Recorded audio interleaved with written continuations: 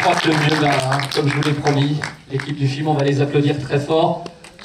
François Cluzet, qui nous fait le plaisir d'être là. Thomas Litti, le réalisateur, bravo. Et puis un coucou à Agnès Vallée également, la productrice qui est présente, et qui a le dessin bien sûr, elle est la bienvenue.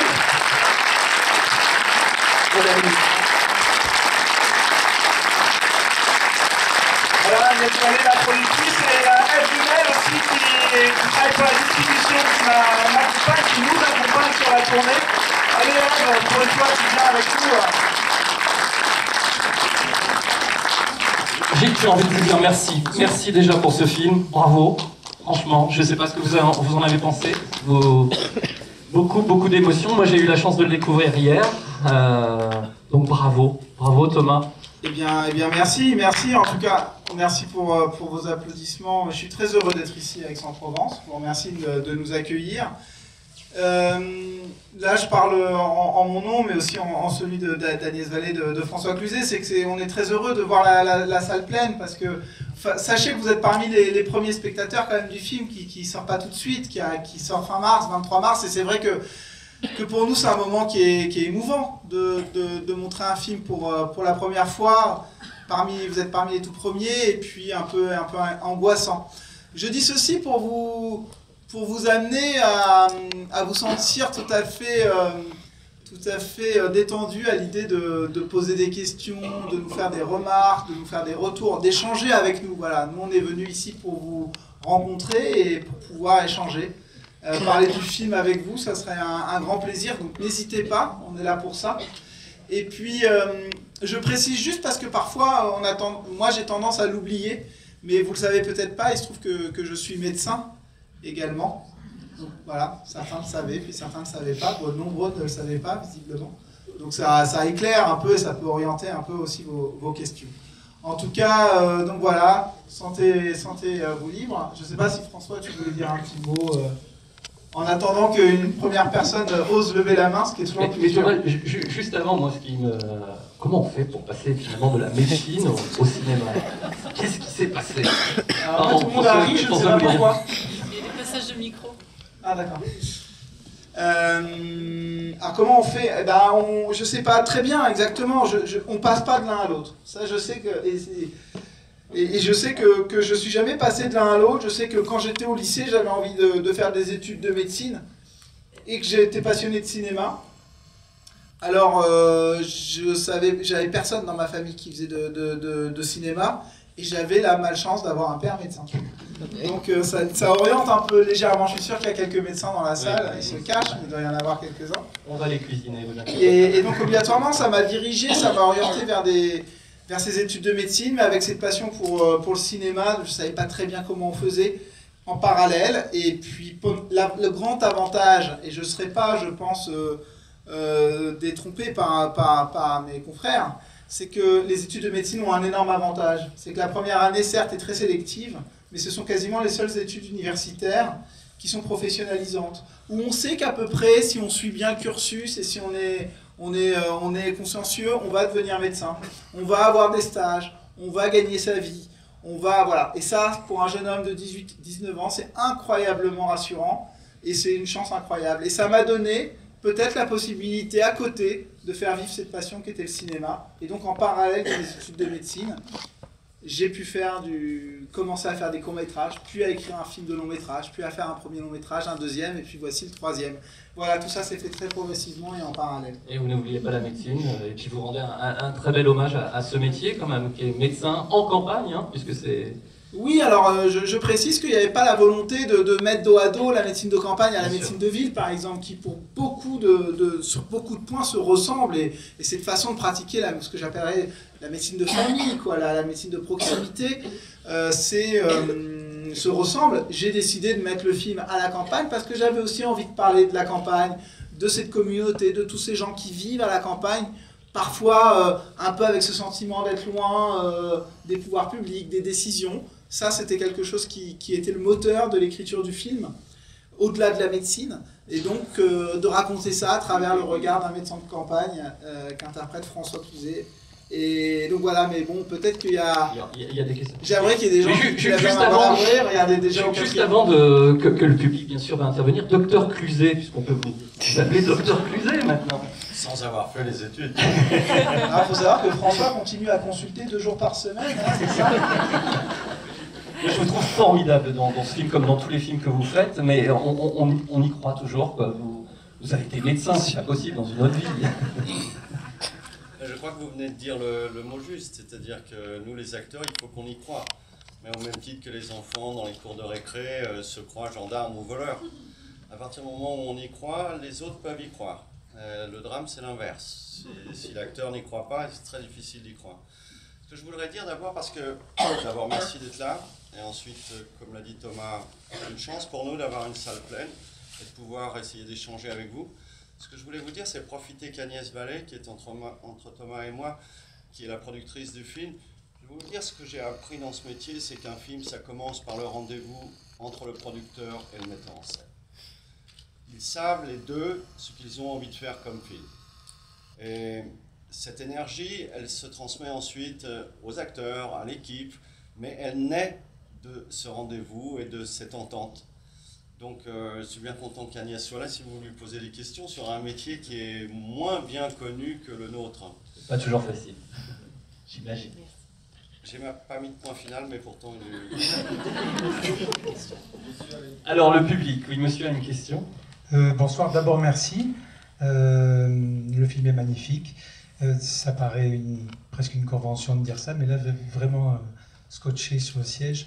Ce que je voulais dire, c'est que avant que ça aille bien sûr sur le thème de, sans doute beaucoup de questions sur le thème du film, médecin de campagne, moi j'ai cru que je venais voir un film sur la médecine de campagne. Je suis venu un peu pour ça. Et en fait, j'ai eu l'impression de voir un film énorme sur la porosité de la vie, sur les choses, sur les univers qui se touchent. Il se trouve que ça passe par le médecin. À la fin, je me suis dit, c'est sûrement pas un hasard si c'est le médecin qui est malade dans l'histoire. Mais ça rejoint peut-être ce que disait François Cluzet sur le producteur, le metteur en scène.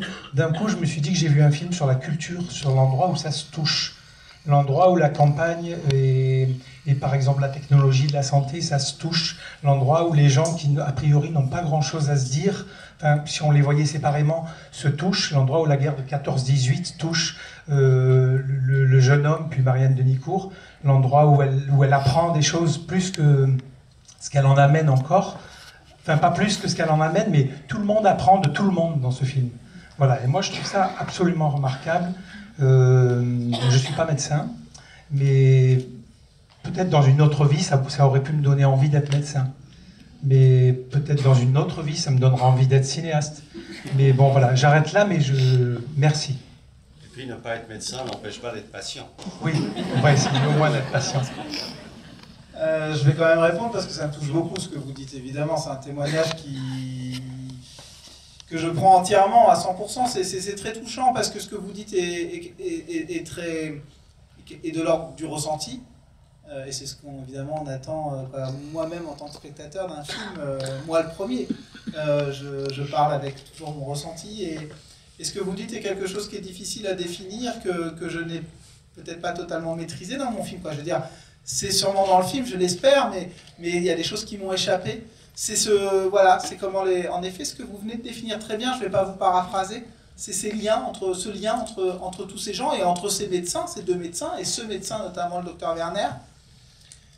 Voilà, c'est quelque chose qui est difficile à définir, mais quand on a pratiqué la médecine, ou quand on a été patient et qu'on a eu la chance d'avoir un rapport intime avec un médecin, c'est quelque chose qu'on est capable qu'on a déjà ressenti. Et c'est vrai que c'était au cœur du projet, et en même temps, c'est à la fois au cœur du projet, et je sais bien que c'est pas ce dont je pouvais parler frontalement, qu'il fallait que ce soit derrière le film, derrière l'histoire romanesque et derrière l'aspect documentaire, et j'espérais qu'allait ressortir ce que vous venez de décrire. Alors certainement tout le monde ne l'a pas ressenti dans la salle, mais vous l'avez ressenti, et ça me touche particulièrement parce que peut-être que c'était, s'il y avait une chose que je voulais raconter, c'était peut-être ce que vous venez de décrire justement. Voilà, tous ces univers, toutes ces vies cette porosité entre toutes ces vies, c'est le fait que les vies ne sont pas étanches les unes aux autres, quoi. Voilà, il n'y a pas d'étanchéité. L'homme, profondément, l'homme est grégaire, l'homme vit en groupe. Regardez, on est tous là dans la même salle, vous avez pendant 1h30 regardé dans le même sens, tous ensemble, et moi souvent je suis parmi vous, en tant que spectateur aussi. Voilà, nos vies se touchent. Et peut-être que c'est cette chose-là que je voulais mettre dans le film. Évidemment, quand on écrit un film, on ne va pas voir le producteur en disant j'ai envie de faire un film avec des vies qui se touchent, parce que évidemment, c'est pas très dit comme ça, on n'y voit pas très clair. Mais c'était au cœur du projet. Merci beaucoup. Non, je suis vraiment très sincèrement touché par votre remarque. Merci monsieur pour votre intervention. Une autre question. Je vais vous donner mon micro. Bonsoir. Merci beaucoup pour ce film. Je le trouve très fort parce que en fait il se passe très peu de choses finalement. Enfin, il n'y a pas des. En fait, il se passe beaucoup de choses et on a l'impression qu'il se passe peu de choses. Il y a peu de choses finalement à l'écran et je me disais notamment sur l'écriture, et même sur la production, sur le choix du film, c'est comment se rendre compte qu'il y a autant de choses finalement dans si peu de choses. Et l'inverse. Non, mais c'est. Enfin, je ne sais pas bien comment l'exprimer, mais effectivement, je trouve qu'il est plein de belles choses, ce film. Et même si au niveau de l'histoire, si je devais raconter les différents éléments, il ne se passe pas énormément de choses, mais il est plein de choses. Voilà. Merci beaucoup. Il faut bien parler dans le micro. Je crois que certaines personnes ne vous ont pas entendu. Mais je vous remercie. Non, je n'ai pas de réponse particulière. J'ai entendu ce que vous dites et je le prends comme un compliment en tout cas. Non, mais j'ai aussi, si tu me permets, bien sûr, abondé dans votre sens, parce que finalement, on est en train de parler du spectaculaire ou de l'intime. Alors, c'est vrai que dans les films d'action, il se passe beaucoup de choses. Et en même temps, pas grand-chose. Et là, c'est un anti-film d'action, mais pourtant, il y a beaucoup d'actes dans le film. Et ça, c'est à remettre directement à l'auteur. Et une certaine confiance d'écriture. Je ne pense pas que ça puisse être un premier film, par exemple. On a le sentiment que l'auteur atteint une certaine maturité et qu'il puisse dire des choses sensibles, pudiques. Dans ces qualités-là n'ont jamais le rôle principal. Alors, c'est peut-être pour ça que le film est aussi dense, sans finalement n'amener aucune action déterminante ou accident. Voilà. Et c'est drôle parce qu'on parlait de ça avec Thomas il n'y a pas si longtemps, dans son film précédent, Hippocrate, où à la fin du film, il y a l'accident de l'acteur principal. Et lui-même me disait qu'il se posait la question sur la nécessité de cet élément dramatique. Moi, je crois, pour venir du théâtre, que souvent, ce dont on a envie, c'est des choses plus enfouies, moins spectaculaires, encore un point final. Non, mais parce que je pense que c'est aussi un peu ça que vous vouliez dire. Comme ce monsieur qui parlait de porosité, ça m'interroge beaucoup parce que je crois que la porosité, c'est justement ce qui peut se passer entre acteurs et que ça ne vaut rien un acteur qui joue tout seul. Ce qui est intéressant, c'est l'échange entre deux ou plusieurs acteurs.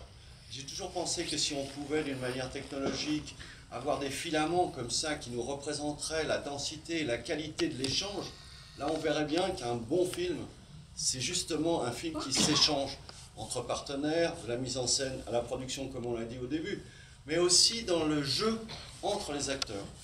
Et moi je suis très fier du travail que nous avons fait avec Marianne, mais aussi avec tous ces acteurs que vous ne connaissez certainement pas, parce que c'est grâce au talent du metteur en scène d'avoir fait un casting de gueule, je dirais, qu'on ne connaît pas, de physique qu'on ne connaît pas. Ils sont tous des acteurs professionnels.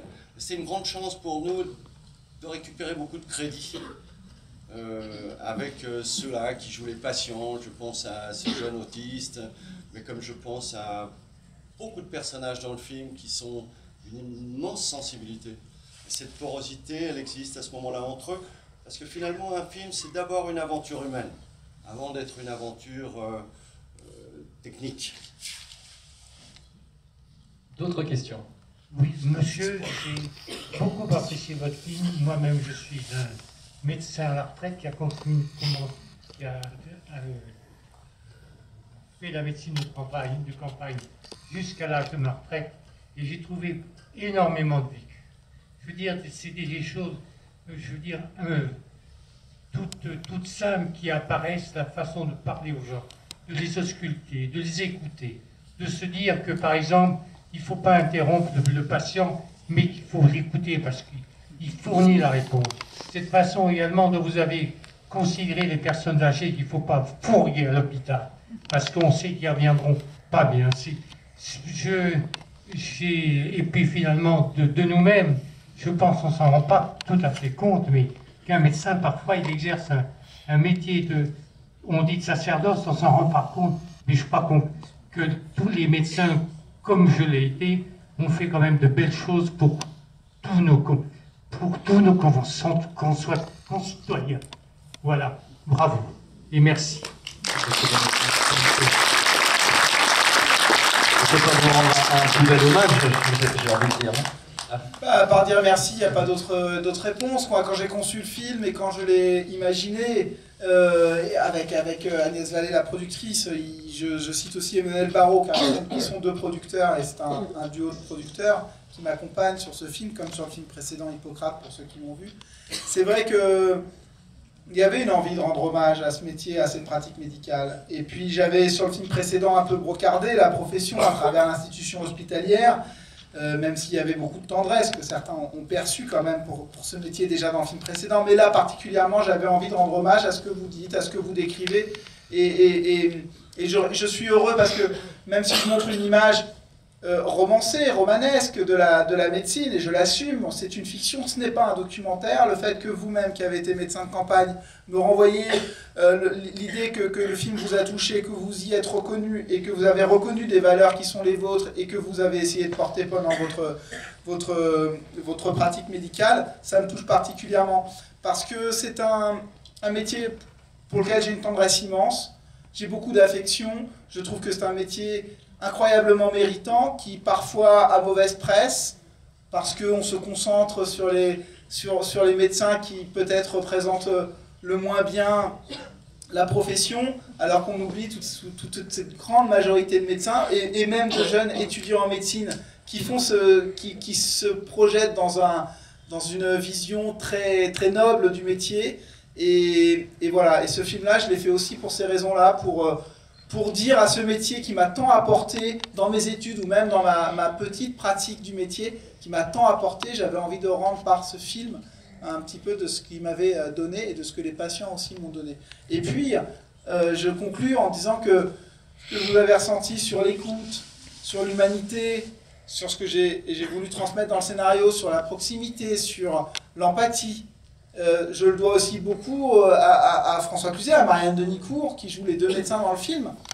Ben voilà ce qu'ils ont réussi, eux, à donner et à apporter de leur humanité. Ça, c'était une chance incroyable. Une autre question. Oui, alors moi je vais moins rentrer dans la profondeur du film. Je ne sais pas qui parle. C'est moi, ici. Bonsoir, monsieur. Ouais, j'ai juste une question toute simple en fait. Vu que vous êtes médecin, je voulais savoir le nombre de consultations qu'on peut voir dans le film, si c'était du vécu, parce que la plupart sont quand même assez drôles, et c'est pour savoir si vous les avez vécues réellement ou pas. La grande majorité des consultations, je les ai vécues. Ce que j'ai vécu, c'est et je pense qu'il y a beaucoup de médecins qui vont reconnaître, le monsieur qui a plusieurs couches de vêtements, tous les médecins le connaissent un jour. Et on se dit, bon, s'il avait pu s'habiller plus simplement, sachant qu'on allait venir, ça nous aurait fait gagner du temps. Le jeune autiste, c'est une situation que j'ai connue. Même l'accident de vélo, ça c'est quelque chose que j'ai connu. Et je croyais qu'il était sous le choc de l'accident de vélo. Non, il avait des problèmes psychiatriques. J'ai connu l'attaque des jarres, des oies. En revanche, ce qui est totalement fictionné, c'est quoi qu'il faut essayer. Je ne sais pas si la solution donnée par le docteur Werner est la bonne, tenter de les humilier, quoi. Voilà, moi je vous conseille d'essayer, personnellement, je ne tenterai pas, mais voilà. Après, donc c'est un mélange, évidemment c'est un mélange. Ensuite, il y a des choses qu'on m'a racontées aussi, il y a des anecdotes un peu universelles que les médecins se racontent entre eux, qui ne me sont pas arrivées directement, ou des choses que j'ai glanées à gauche à droite, que j'ai lues, voilà, et c'est un mélange, parce qu'on ne peut pas tout vivre, évidemment, Moi, j'ai fait des remplacements en médecine de campagne. J'ai évidemment pas tout vécu, mais voilà, il y a plusieurs choses que j'ai rencontrées, évidemment. Alors, monsieur, juste à côté, je crois. Non, avant. Ah, monsieur, et après vous. Alors, d'abord, un petit mot pour vous dire pourquoi j'ai eu envie de venir.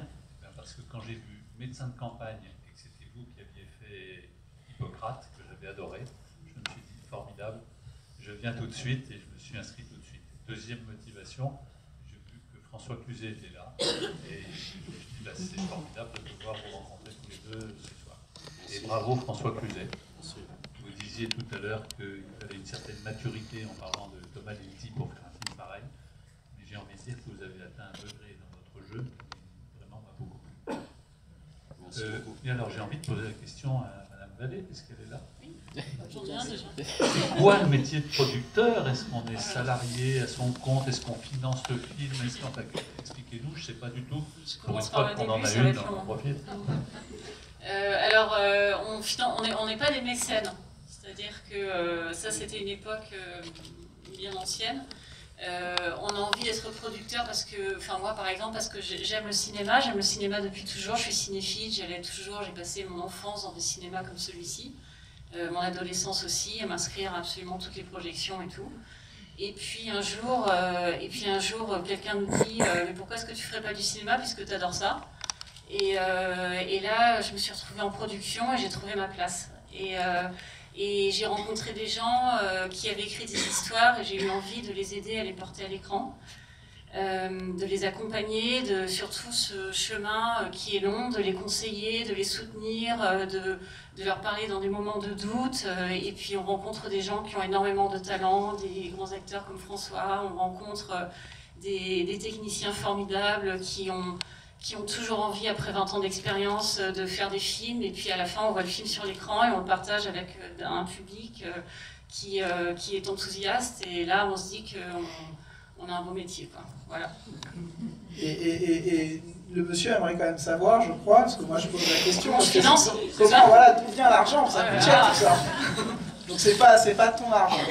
Ce qu'on a compris, c'était pas le tien. Non, c'est pas mon argent. Donc ton métier, c'est quand même de le trouver, cet argent. Voilà, je trouve l'argent auprès de partenaires, donc des chaînes de télévision, des distributeurs, évidemment, ça c'est le premier, c'est le pacte, donc c'est voilà. Qui ensuite vend le film dans les salles. Et puis ensuite, les chaînes de télévision financent. Et puis là, en l'occurrence, la région, c'est la région Île-de-France. On a tourné tout en Île-de-France. Voilà comment ça se passe. Et financer un tel film, c'est difficile ou... Alors, après Hippocrate, ça l'est pas tellement, quelque part. On l'a financé un peu avant Hippocrate. Donc, c'est-à-dire que Hippocrate n'était pas sorti, n'avait pas encore rencontré le succès qu'il a eu. Mais l'histoire était là, le film était cohérent, il était sincère, Thomas avait une chose à raconter, et du coup ça s'est fait de manière assez naturelle. Les partenaires étaient ceux d'Hippocrate, ils sont restés là. Voilà, donc ça s'est fait de manière très, très simple. On est à 5 et un peu, quoi. 5 millions. Bah si, on parle en millions. Ouais, pardon.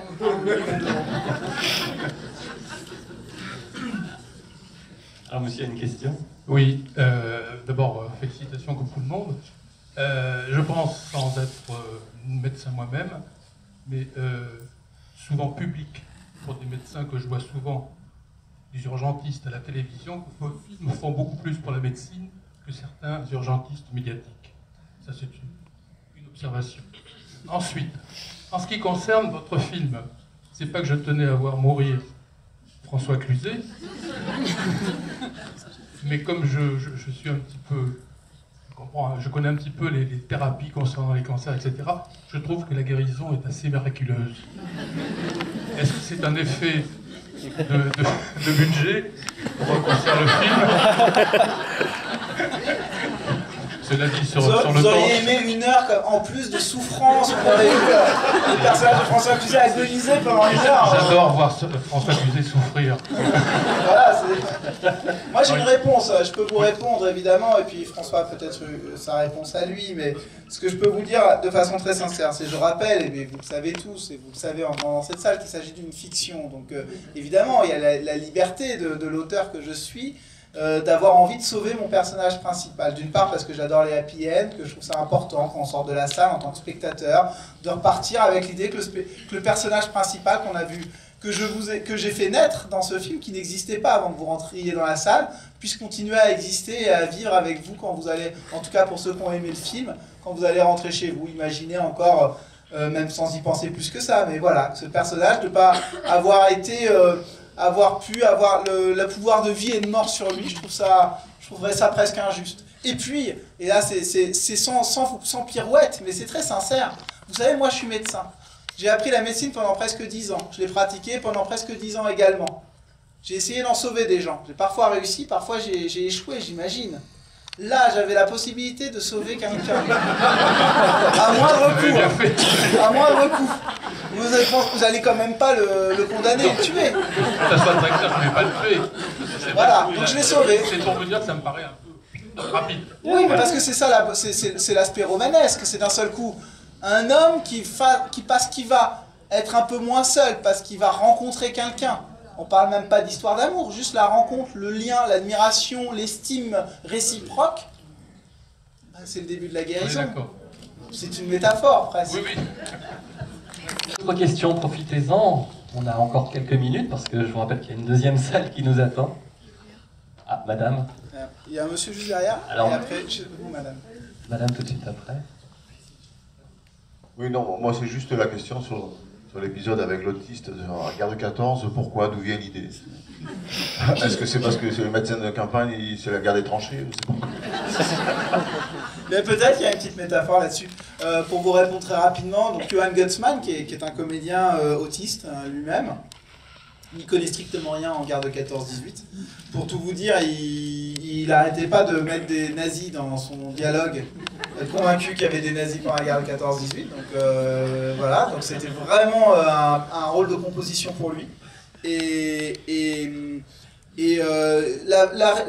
La réponse sérieuse, parce qu'il faut être sérieux parfois, c'est que à la campagne, ce qu'on appelle des ESAT, des ESAT, E-S-A-T, qui à l'époque s'appelaient plutôt des CAT, donc des centres d'apprentissage par le travail ou d'adaptation par le travail, ce sont des lieux très fréquents à la campagne où on a comme ça des personnes qui souffrent de troubles psychiatriques ou physiques d'ailleurs, donc des gens qui sont handicapés.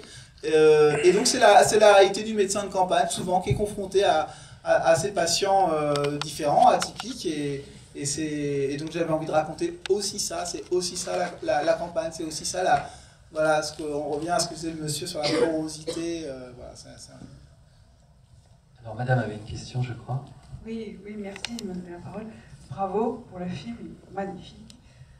Je voulais dire aussi que j'avais gardé le souvenir de François Cluzet chassant la fouine dans les petits mouchoirs. Alors au départ du film, j'avais cette idée en tête. Très vite, je l'ai oublié parce que le rôle est très beau et très bien joué. Je trouve que Marianne Delicourt est lumineuse dans le film, lumineuse. Elle éclaire ce film. Alors, je ne sais pas si c'est elle ou si c'est l'éclairage, enfin la façon de filmer, mais elle est lumineuse dans le film. Je vais laisser François répondre là-dessus parce que je vais laisse finir après madame. Oui. François, il parle très très bien aussi de sa partenaire. Je laisse répondre. Juste, ma question après, je laisserai parler.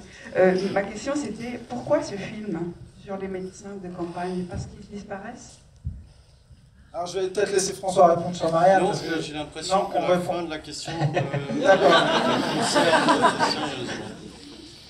Pourquoi ce film sur les médecins de campagne? Parce qu'ils disparaissent. Oui, c'est vrai qu'ils disparaissent. Ils disparaissent, mais moi je pense que ce n'est pas une fatalité.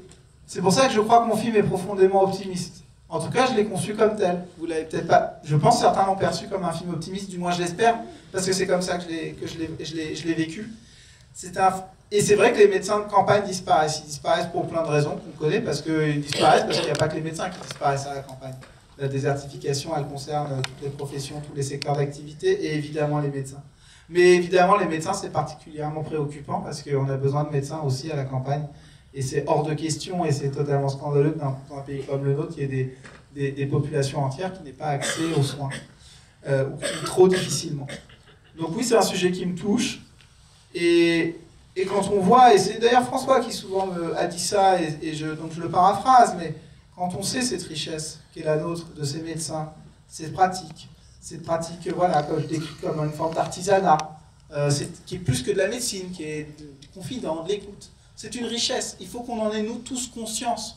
Alors nous, évidemment, nous, patients, on en a conscience, mais il faut... moi, je crois que c'est pas trop tard, qu'on peut continuer à avoir des médecins à la campagne, qu'il faut certainement, il faut aider, il faut accompagner les jeunes médecins à s'installer, les accompagner à trouver encore le goût de cette pratique médicale. Mais cette envie de pratiquer cette médecine-là, cette médecine empathique, les jeunes étudiants en médecine, ceux qui rentrent dans leur étude de médecine, ils l'ont cette envie. Ils la perdent progressivement parce qu'ils prennent conscience, au fur et à mesure des années, que c'est difficile, que c'est une pratique sacrificielle, sacerdotale, etc. Essayons, il faut absolument qu'on soit aidé par les pouvoirs publics pour permettre de rendre cette pratique médicale moins solitaire, moins difficile, aider les médecins à s'installer dans des zones plus déshéritées. Et évidemment que dans ce film, il y a cette dimension militante et politique qui me tient à cœur et qui est une des raisons pour lesquelles j'ai voulu faire ce film-là. Mais il y en a tant d'autres aussi. C'est pas la seule, mais ça fait partie des éléments, évidemment, qui m'ont poussé à faire le film. Thomas, Agnès, François. Pardon, François. Non, sur Marianne. Répondre à ce que vous disiez sur Marianne, parce qu'elle mérite bien qu'on parle un peu d'elle, même si elle n'est pas là. D'abord, c'est une chance quand vous êtes acteur et que votre partenaire a joué dans le film précédent. Parce qu'il y a beaucoup de questions que vous pouvez lui poser. Comment elle mettait en scène, comment il travaille, pourquoi tu refais un film avec lui, qu'il est vraiment un type formidable, un grand directeur d'acteurs, un grand metteur en scène, quelqu'un de bienveillant, à l'écoute et partageant le film qu'il veut faire entre nous tous. Et Marianne avait cette qualité, puis elle est d'une humilité incroyable. Elle s'était beaucoup documentée et elle est une partenaire. Je dis toujours qu'un bon acteur, c'est un bon partenaire. Ça ressemble comme deux gouttes d'eau à de l'amour. Une histoire d'amour, c'est une histoire de bon partenaire. Donc, elle a apporté quelque chose de très important au film. D'abord, c'est quelqu'un de très intelligent, de très généreux, mais aussi de très... Puisque vous parliez tout à l'heure, monsieur, de porosité, c'est ça qui fait, il me semble, les bons acteurs. C'est ceux qui sont tellement à l'écoute de leur partenaire que finalement, ils donnent l'existence à l'autre par leur écoute. Je crois que c'est une grande chance pour nous que ce soit Marianne qui ait joué ce rôle. En plus, ça rapporte beaucoup de crédit parce que Marianne, on ne l'a pas vue depuis quelques années au cinéma. Elle revient là avec un rôle magnifique dans lequel elle est vraiment exceptionnelle. Et en termes de sensibilité, voilà, tout bêtement, c'est notre terreau, la sensibilité. Et Marianne est une partenaire exceptionnelle dans ce sens. Après, comme elle connaissait bien Thomas et qu'elle avait travaillé avec lui, ça nous a vachement facilité le travail en amont. Parce qu'il y a le tournage qui dure 2 mois, mais il y a bien 3 ou 4 mois avant le tournage où on explore le script, on décortique les scènes, les enjeux du scène, éventuellement les dialogues.